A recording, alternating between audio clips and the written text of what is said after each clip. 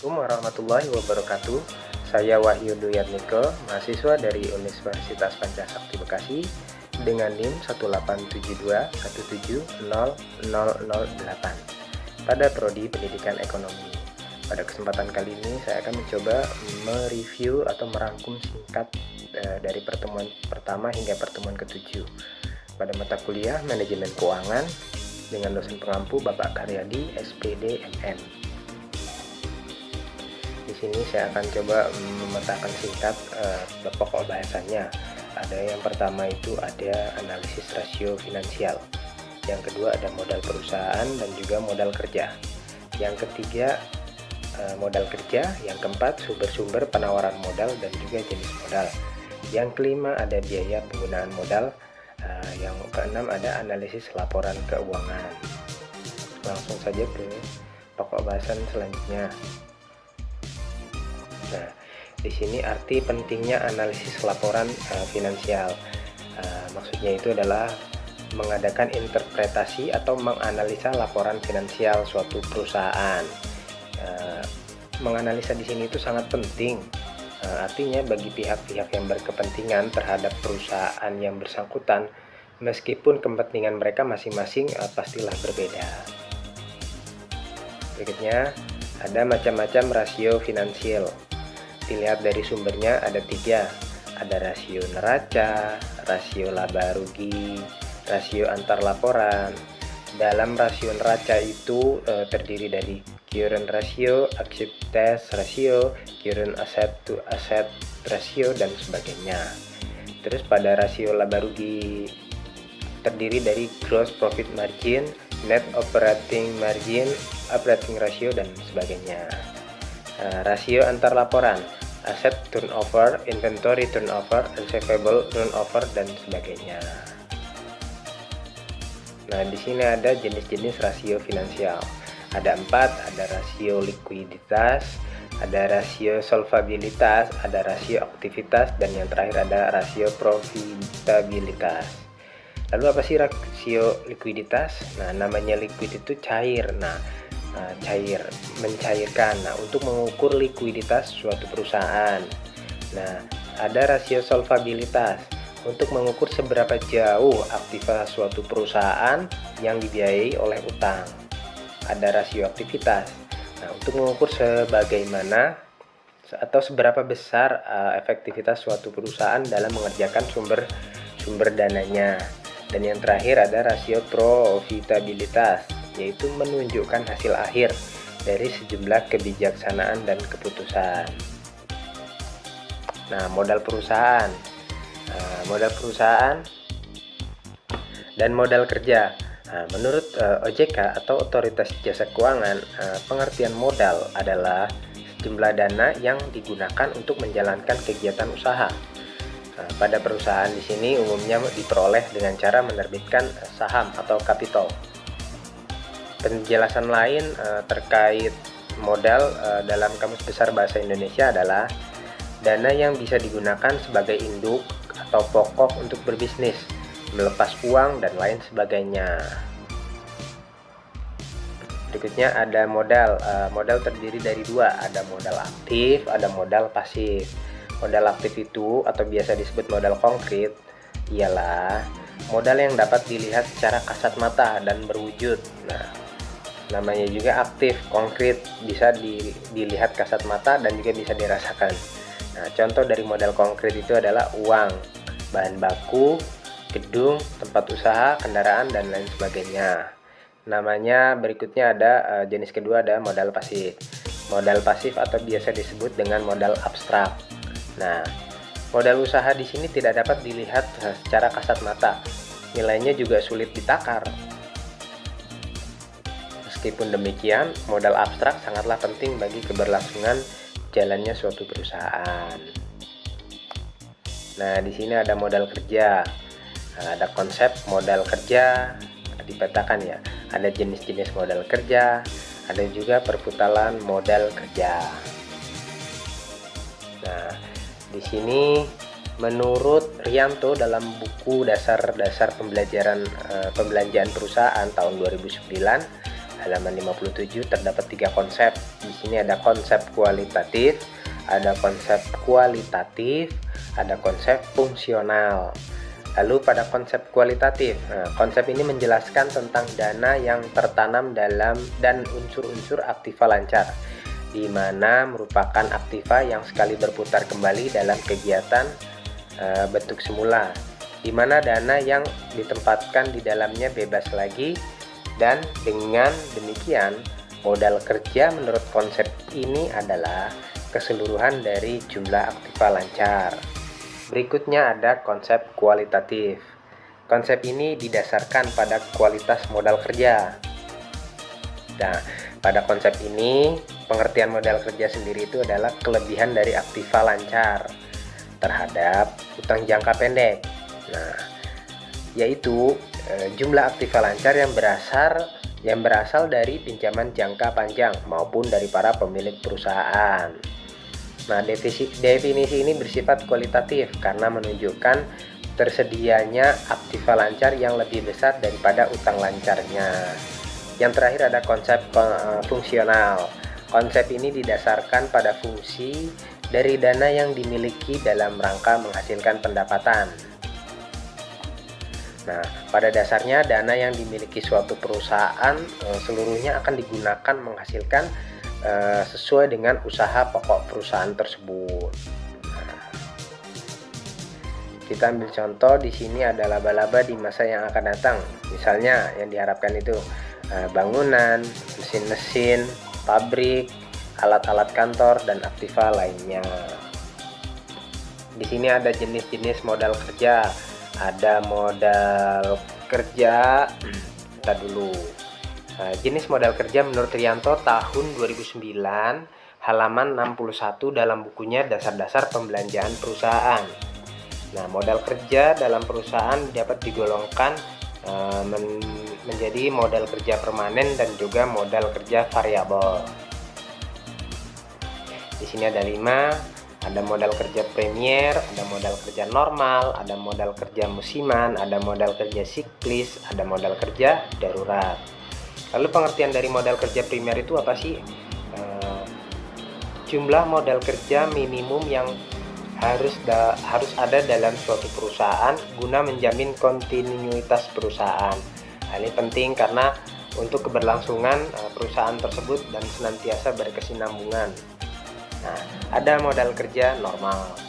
Jumlah modal kerja yang diperlukan untuk menyelenggarakan secara luas produksi yang normal. Berikutnya ada modal kerja musiman.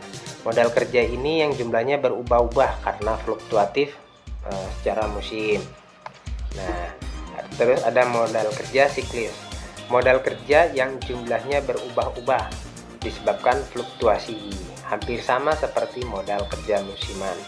Dan yang terakhir adalah modal kerja darurat. Di sini itu modal kerja yang besarnya berubah-ubah karena adanya keadaan darurat yang tidak diketahui sebelum kejadian tersebut. Nah, di sini ada perputaran modal kerja. Ada 3 perputarannya. Perputaran modal kerja, ada perputaran piutang, ada perputaran persediaan.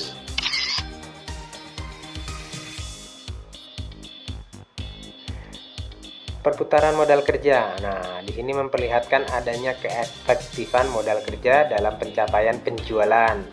Nah, semakin cepat perputaran modal kerja menunjukkan semakin efektif penggunaan modal kerja yang berdampak terhadap meningkatnya rentabilitas. Berikut rumusnya. Rumusnya adalah perputaran modal kerja sama dengan penjualan dibagi aktiva lancar dikurang hutang lancar. Berikutnya ada perputaran piutang. Di sini itu menunjukkan seberapa besar kemampuan suatu perusahaan guna mendapatkan pelunasan piutangnya. Semakin tinggi nilainya, maka semakin cepat piutang dapat tertagih. Nah, berikut rumusnya. Yang ketiga ada perputaran persediaan. Nah, di sini guna mengukur beberapa kali dana yang diinvestasikan dalam persediaan ini berputar dalam satu periode. Nah, berikut rumusnya.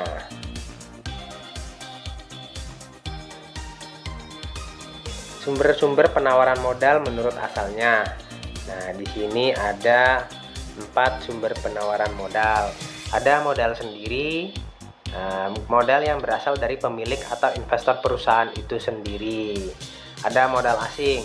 Modal ini didapat dari pihak luar perusahaan, bisa berupa pinjaman bank, obligasi, investasi dari pihak asing. Ada modal ventura. Modal ini asalnya dari pihak investor atau perusahaan modal ventura. Modal ini umumnya diberikan kepada perusahaan yang memiliki potensi untuk tumbuh lebih cepat dan menghasilkan keuntungan yang besar di masa yang akan datang. Dan yang terakhir ada dana pensiun. Dana pensiun ini sumber dana yang didapat dari program pensiun karyawan atau pekerjanya. Dana ini biasanya digunakan untuk investasi jangka panjang dalam bentuk saham ataupun obligasi. Nah, sumber penawaran modal menurut terjadinya. Di sini ada 4 juga berdasarkan terjadinya. Secara penawaran umum, modal ini terjadi melalui penjualan saham atau obligasi kepada publik. Nah, private placement, sumber modal ini didapat melalui penjualan saham atau obligasi kepada investor yang dipilih secara khusus oleh perusahaan. Kan namanya juga private, khusus ada pribadinya. Nah, yang ketiga ada pinjaman bank. Sumber modal ini terjadi melalui pinjaman yang diberikan oleh bank kepada perusahaan dengan syarat dan ketentuan tertentu. Pinjaman biasanya memiliki jangka waktu dan suku bunga yang telah disepakati sebelumnya. Yang terakhir ada modal ventura. Modal ini biasa terjadi melalui investasi yang dilakukan perusahaan modal ventura kepada perusahaan yang memiliki potensi untuk tumbuh lebih cepat dan menghasilkan keuntungan yang besar di masa yang akan datang. Ada pasar modal. Nah, pasar modal merupakan salah satu bagian dari pasar keuangan yang memfasilitasi perdagangan surat berharga seperti saham, obligasi, instrumen pasar uang lainnya antara investor dan juga emiten. Pasar modal juga dibagi menjadi 2, ada pasar premier, ada pasar sekunder. Lalu, pasar premier itu adalah tempat di mana surat berharga baru diterbitkan dan dijual kepada investor untuk pertama kali oleh perusahaan atau pemerintah. Itu namanya pasar premier. Kalau pasar sekunder adalah tempat di mana surat berharga yang sudah diterbitkan dan dijual oleh investor kepada investor lainnya. Berikutnya, biaya modal. Apa itu biaya modal? Nah, biaya modal di sini itu adalah biaya yang harus dikeluarkan oleh suatu perusahaan untuk memperoleh dana, baik yang berasal dari hutang, saham preferen, saham biasa, dan laba ditahan untuk mendanai suatu investasi atau operasional perusahaan tersebut. Penentuan besaran biaya modal di sini itu dimaksudkan mengetahui seberapa besar biaya yang harus dikeluarkan perusahaan untuk memperoleh dana yang diperlukan.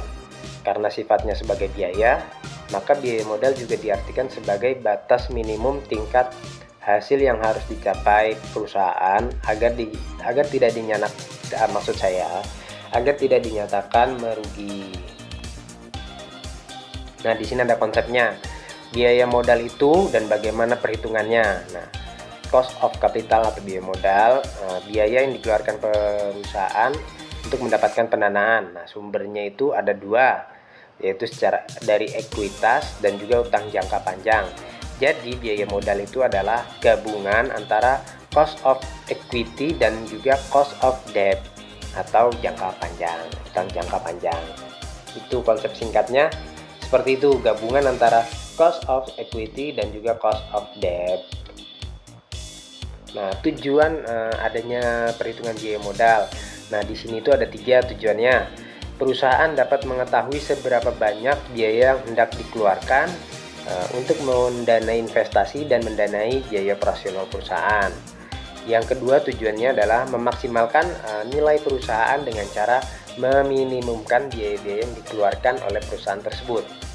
Dan yang ketiga adalah mempermudah penentuan keputusan yang penting seperti leasing atau pinjaman dan modal kerja lainnya yang dilakukan oleh perusahaan tersebut.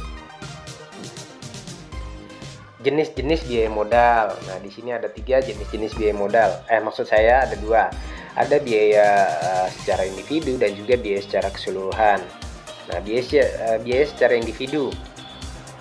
Biaya modal ini terdiri dari biaya modal utang perniagaan, biaya modal dari utang jangka pendek, biaya modal dari utang wesel, biaya modal dari obligasi, biaya modal dari laba yang ditahan, dan biaya modal dari penggunaan saham preferen. Itu namanya biaya modal secara individu. Lalu berikutnya ada biaya modal secara keseluruhan. Nah, jika suatu perusahaan menggunakan beberapa sumber modalnya, maka biaya modal yang dihitung adalah biaya modal rata-rata tertimbang dari seluruh modal yang digunakan, atau biasa disingkat dengan WACC, Weighted Average Cost of Capital. Analisa yang terakhir ada analisa laporan keuangan. Analisa laporan keuangan di sini itu merupakan suatu metode atau teknik yang digunakan untuk melakukan pemeriksaan terhadap laporan keuangan. Umumnya analisa ini digunakan oleh perusahaan atau suatu organisasi dalam memeriksa seluruh jenis laporan keuangan secara berkala. Melakukan analisa ini sangat penting karena dapat melihat stabilitas keuangan, bahkan dapat menghitung untung rugi suatu perusahaan tersebut. Nah, di sini ada 4 jenis analisa laporan keuangan. Ada analisa trend, analisa common size, ada analisa persentase perubahan, dan yang terakhir adalah analisa industri. Jenis-jenis laporan keuangan ada 3 yang biasa dianalisa. Ada neraca, biasanya di dalam itu untuk melihat kondisi keuangan perusahaan pada waktu-waktu tertentu. Yang kedua ada laba rugi, maksud saya laporan laba rugi. Nah, terdapat berbagai catatan keuntungan maupun kerugian yang dialami perusahaan, dan ini tercantum pada laporan laba rugi. Yang ketiga ada laporan perubahan posisi keuangan. Nah, pada laporan perubahan posisi keuangan ini, biasanya seorang manajer atau akuntan keuangan dapat melihat asal dan bagaimana kas tersebut dipergunakan. Sekian dan terima kasih. Kurang lebihnya mohon maaf. Akhir kalam. Wabillahi taufik wal hidayah. Wassalamualaikum warahmatullahi wabarakatuh. Semoga banyak manfaatnya untuk sharing-sharing ilmu dan pengetahuan untuk teman-teman semuanya. Terima kasih.